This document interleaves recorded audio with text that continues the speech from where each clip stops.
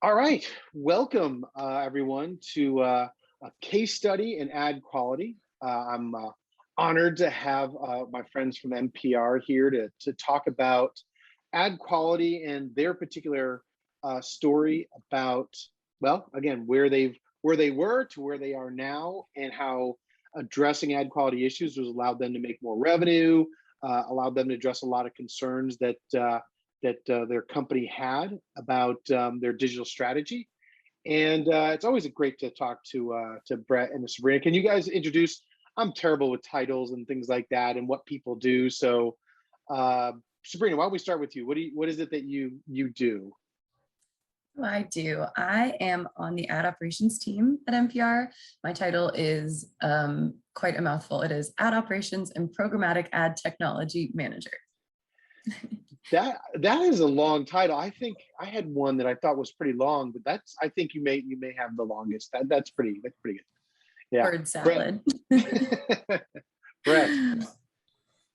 Mine's shorter, VP Ad Ops. I oversee our ad operations team here. I've been with NPR 14 years next month, which Sabrina had me do this calculation last week of how much of your life is that, and over a third of my life has been at NPR, which is pretty crazy in the tech world. I'm not sure if that's depressing or cool or a little bit of both. I'm someone that worked at 10 and then 10 at another job and so forth. Like there's a part where it's nice to have people that stay around. You get to work on things. One thing that does do, and it's a kind of a good segue, is again that you've been at NPR for so long, is for you to be able to kind of talk about let's just take programmatic as an aspect. That's something that you weren't doing for quite some time. And I've known from between you and Brian the challenges of making sure you had the right advertisers running across your properties. Can you talk a little bit about why that is and that approach?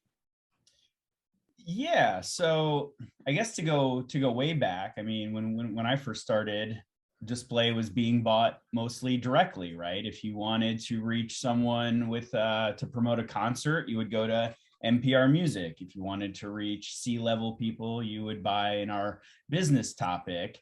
And slowly but surely, you started to see the rise of programmatic, the rise of third-party cookie-based buying and real-time bidding. And NPR was never really able to take advantage of that. And a lot of that comes from us being a nonprofit. We have these really strict creative guidelines, which stem from the radio, where on the radio side, as a nonprofit, the FCC actually governs what you can and can't say in an ad, or sponsorship, as we call it. Right. So we kind of applied a version of that to our digital business. And so that meant things like you couldn't say the word best or leader or number one because that was comparative language, or you couldn't say the price of the product. And so as you can imagine, that chops off about like 3/4 of all banners off the bat. And then the other one being user experience. Our users have a very high bar for what they expect from NPR in terms of maintaining a really non-commercial environment. And part of that means not having 8 ads on the page, but also a really high bar for the type of sponsorship that they expect to see on the page. Yeah, and so it makes sense that you're going out and you're selling direct, but even there you have rules around what you can actually do, right? Which again is like an advantage disadvantage, right? Because you kind of get to say we're not just a commodity like anyone else. You've got to come to us. But obviously, as programmatic kind of starts to roll out, you start to go, wait a second, this is cutting us off from potential revenue. So what did you do? Just run house ads in those spots? And what did you do with your unsold inventory?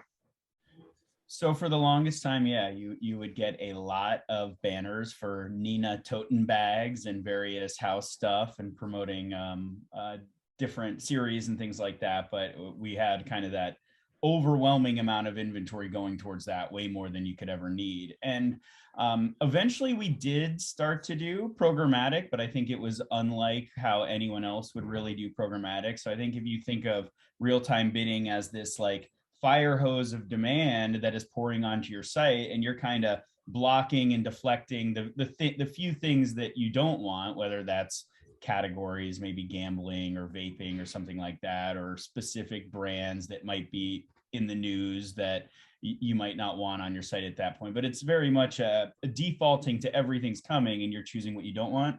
So think of flipping that completely on its head. And we were doing the opposite, where by default, every single banner, we had this kind of hacky setup with AdX. Every single banner was defaulted to not being allowed on our site. And then we would have interns go in and banner by banner, one by one, read the copy and decide if it was appropriate for NPR. So our fire hose of demand was this little trickle of whatever Wow. we had the bandwidth to Wow. Wow, that is such a flip in terms of that strategy. And in fact, actually, I think Sabrina, you said something to me earlier about that, what Google even said about some of the practices that you were doing. Yeah, so they came to us, I want to say it was like fall of 2019, and they basically were like, y'all are the last publishers using this manual approval tool that we have. So we're going to sunset it and give you 1 year to figure out what you're going to do from here. So that kind of was the impetus for all of this. But yeah, we were the very last ones allegedly going in and manually approving programmatic. Yeah, we don't know how many other people were told, but at the same time, I don't think it was a lot of people. So you probably were kind of at the end of that. So that gives us a good time frame. So end of 2019, heading into 2019, and even this past year, heading into everything. Brett, what was kind of the discussion around the strategy, and what were the concerns about opening things up a little bit more? Lost you. Good old mute button. It was exactly kind of what we were touching on before, which was this very antiquated, a human must review every single ad before it can appear on our site. And that's the end of the discussion. And so when Google gave us that news, I think Sabrina and I were started to chat, well, is this an opportunity to try and move NPR forward here? But, you know, financially things were going okay, and I didn't think there was necessarily an appetite for any major changes there. I think they wanted to remain conservative. And then fast forward maybe a few months to April and May, and everything changed, right? We're in the thick of the pandemic, and we're seeing our direct sold buys run for the hills right and left. I'm groveling to every single vendor we have for a few percentage discounts, not to get too grim, but we're talking about layoffs, and we're taking direct buys for low single digit CPMs. And I think Sabrina started to look at each other and say, you know, if there was ever a time to try and get upper management to do something that they're not comfortable with, it's now. So let's put together a little bit of a blueprint for what this might look like, and talk them through how things have changed, and how, you know, based on the technology we have today, this might not be as scary as you think. So you actually put together a deck, right, Sabrina? Talk about what that deck is, and what the argument that you put together. We did put together a deck. So basically, we outlined our problem. Just, you know, this is our little programmatic business right now, and we're standing to lose it. And then also we showed them potential opportunities. So we had a couple of different approaches, like a more conservative one that would just be whitelisting purely programmatic advertising, allow listing. And then a more aggressive one that was, you know, more normal programmatic, the way publishers actually do it. And then we showed them how we could address pretty much every single one of our guidelines that we were trying to replicate. And we were actually really lucky to have had GeoEdge on our side before this call, and they helped us understand how we could address each one of these using their tool. So we had like an actual grid for each single one, and we had what we called proactive and reactive mechanisms in place that we showed them, and it went well. So that was in May of 2020. So you've already started working with GeoEdge from what, like more of a security malware type of approach, and then the ad Yeah, quality type of exactly. thing come in. Just want to make sure I get the order of things. So what were Right. some of those things that were on that list? I'm curious. And again, I know you may not have that deck right in front of you, but what were some of the things that you had to kind of check off in that process? Oof. So, well, it was a couple of different things that we had to do. So first, there were some things that we kind of just needed to pitch in terms of guidelines that needed to change. So for example, it would be really hard to block every single ad that says better or best programmatically. So we had to angle for loosening those guidelines a little bit. Same thing with price points. Those were the two main ones that were going to be, if we couldn't change those, then it would have been very difficult to run Yeah. programmatic. Other things is like no claims that can't be proven. Like Brett was saying, no tobacco or vaping or gambling. You can't put any urgency or pressure on anyone to take immediate action. So there's like call to action buttons that are like now Yeah. or no go. Health or wellness claims, prescription drugs, and pretty much anything that is even a little bit questionable or like overly promotional was a red flag. And so we were looking for a really long time for some sort of tool that would let us block based off of keywords in the ad. And GeoEdge actually has something along those lines. They called it optical character recognition, if I remember that correctly. So that was key for us. And then they also, so we were allowed to kind of proactively block against those, which helped with a lot of the issues that I just outlined. And then obviously, additionally, there's like actual ad tech things that we needed to block for too, like malware. Sure. Intrusive ad that would be suddenly playing sound or floating around on the screen, and GeoEdge had all of that too. So it really helped us cover like the tech and the content side of it. Very cool. So Brett, how did those meetings go? You put together your deck, you try to address everything, and what was the response? I would say a lot of competing interests in that room. Obviously, some lawyers that had been there a long time that had a little bit of a hard time getting on board, but leadership was really supportive. And we also had interviewed some other, I would say, premium or highly regarded publishers. I'm sure they wouldn't mind us saying, like BBC, kind of people that we thought were in the same boat as us and had eventually gotten comfortable with this and talked about the changes that they had made to get there. And there was a couple other wrinkles, like we get discounted music rights because of our status as a nonprofit. So we didn't want to jeopardize that. So we segmented off NPR music and said maybe it's not appropriate to do it over there. But yeah, I think just especially given the financial climate, as I mentioned, it was a very solutions oriented meeting. And I think it went through maybe even easier than we thought. I think we started to really kick around the idea in May. We got leadership approval in July and actually had the thing up and running like within a month in early August. So it happened fast. What is so interesting about your story here, right, is things like security and ad quality are typically thought of and seen as a cost, right? It's kind of like a cost of doing business. And your story is, if we do this, we actually get revenue, right? And I think other publishers don't see that because they've to your earlier analogy, right? They've turned on the fire hose of programmatic and going, wow, there's a lot of bad ads, not just malicious, but the ad quality issues to, again, even, like the latest thing that's kind of going on right now is the ads look legit, but you click through and that's where the delivery of the bad code is, right? Which is really hard to detect and stuff like that. I know that GeoEdge has been focused on that particular area, right? But there's like a story here that again is unique of, if we do this and address ad quality, we get to do revenue. We get to make revenue and at a greater scale. So July, you're starting to get this up and fired. So what was like the day-to-day with this? What Sabrina, what were you having to do as you turn things on? It was I feel like we had a sort of story arc. So like I said, we started out with just an allow list, like a very large allow list. And then I would kind of go in and see who we should be removing from the allow list in GeoEdge, what advertisers were having questionable creatives, and then also who we could be adding to the allow list. So that was a whole thing for a while. Where did we stand to make more money with that? And then we eventually segmented out our site to do have like separate portions where we could just do block lists instead.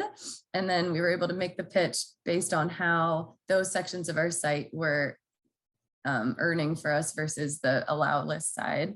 So eventually went full block list, an extensive block list, but it was a game changer for us there. And now day to day is going in. So we used to be on the ad matrix tool, which just showed us a sample of creatives. It's like aggregating the creatives. And then I would have to look at those, identify them, and then block them in AdX. And now they have Ad Watch, which is much faster. They show us every like creative that has an impression on our site. And then I can actually block them either by like at the advertiser level or at the creative level within their ad matrix tool, ad watch tool, which is so quick. So now we've gotten to a really good place where we've blocked enough of the advertisers who kept popping up, and it's less work, which is nice. Of course, there's always new ones showing up out of nowhere. Yeah. So it's not as much of a multiple times a day me going into ad watch thing as it is like a every day, every other day, and running through them and blocking the ones that I need to. And we have a Slack channel where people from NPR can basically DM me and Brett and say that they saw a creative that's questionable. We have Programmatic at NPR where people can write into things. So we've got a few different ways where we can receive feedback and know what to block to in case I miss it. Great. So you've got a process in place.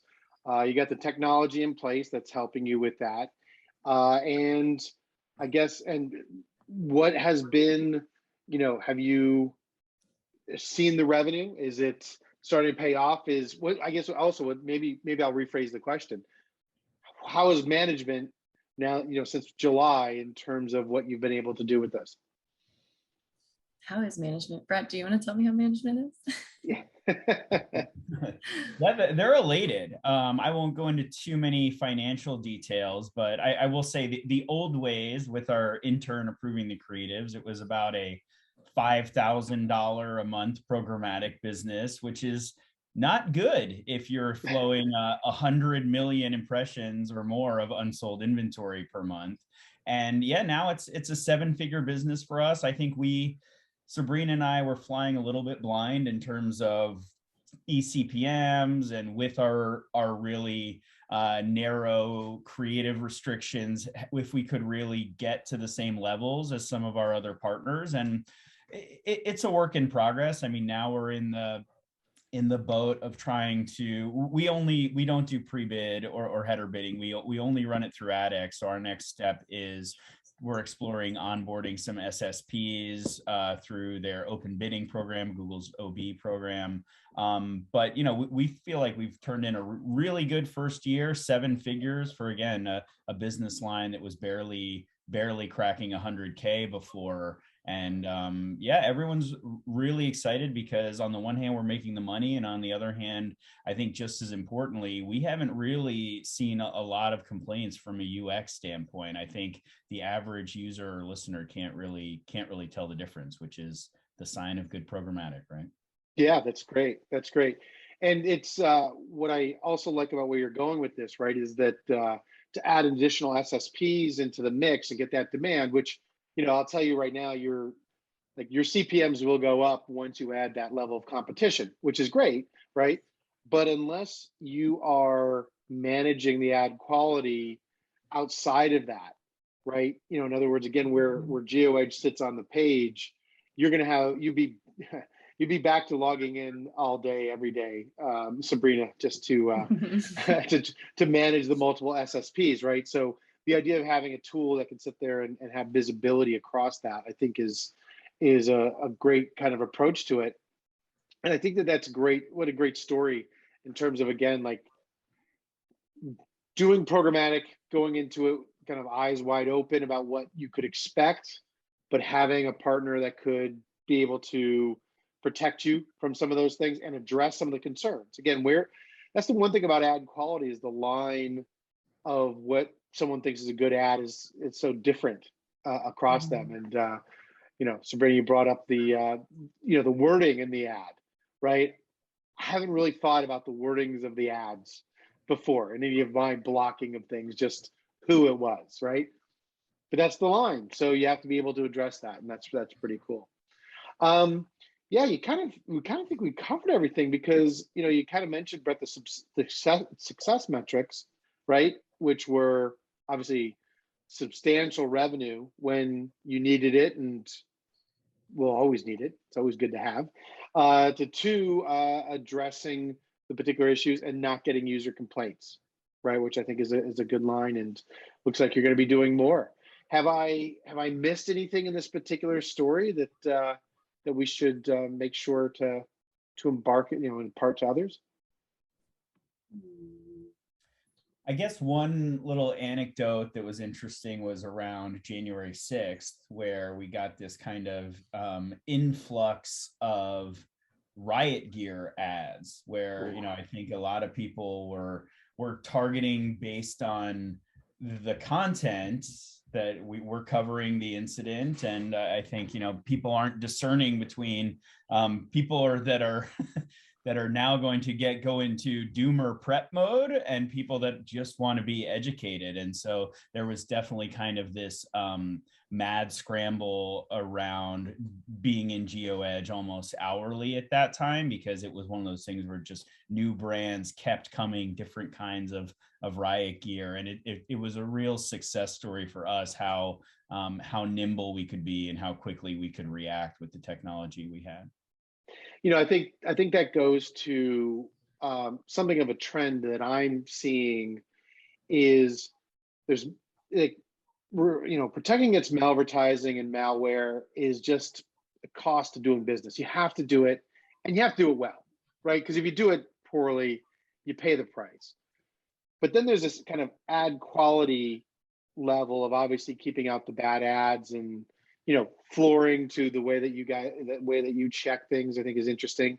But then it gets to where you just hit on of this concept of brand suitability, which is typically like the language of the verification companies, but it's also kind of like part of the security question now too, right? So in other words, you have January 6th, you probably saw a lot of traffic and you wanted to monetize that traffic. And again, you put reporting into developing that content.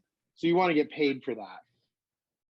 And yet all the engines, the way that they work and programmatic works, kind of work against you in that sense, because they're trying to, people are gaming the system. And so I think that's the new part of this, is perhaps maybe the idea here is just protecting yourself from others that are gaming the system or gaming the system your way. So again, you can maximize that revenue. So I think that was a cool add-on, but I don't think we kind of thought we'd touch that, but I think that's a really interesting point to think about, is how all of that's kind of coming together, and it's going to be important going forward. And the only thing I'd add there is like for us, it was kind of, you mentioned like you see the record levels of traffic and what do you do? And for us, it was a little bit of a moment to say, okay, we've got this brand new programmatic business. It is, I wouldn't say printing money, but it's doing well, right? By programmatic standards. And you do have this kind of unprecedented thing, and how do we handle it? And that was actually a case where we all got together and we said, you know what? We could just reap the benefits and be completely reactionary. But we did actually, for a few days, go back to, Sabrina mentioned it when we first started this thing, we had an allow list. And we said, for the next few days at least, let's go back to that and say only these 500 brands and trusted trade desks and agencies can run on the site, because we would really hate to undo everything we've worked so hard to get off the ground, because, users are taking screenshots of bad content alignment and sending them to my boss and all that. So yeah, it's really interesting when stuff like that pops up. Yeah. Again, the ads that show up on your site could have really bad effect. Again, whether ad quality or obviously malware or malvertising. But to your point, like, again, really bad scenario there. And next thing you know, you guys are asked to not take it down to another level. So really appreciate you sharing the story, the two of you. It's really, again, interesting. Not like most publishers, right? But I think that there's a nuance to it to sit there and think about it as people think about CTV to other things that they might be doing, that relating ad quality to revenue is something I think that's a good story. So thank you so much for that. Yeah, thanks. Thanks for letting us share our tale of better late than never on programmatic. I like it. I like it. Thank you guys so much.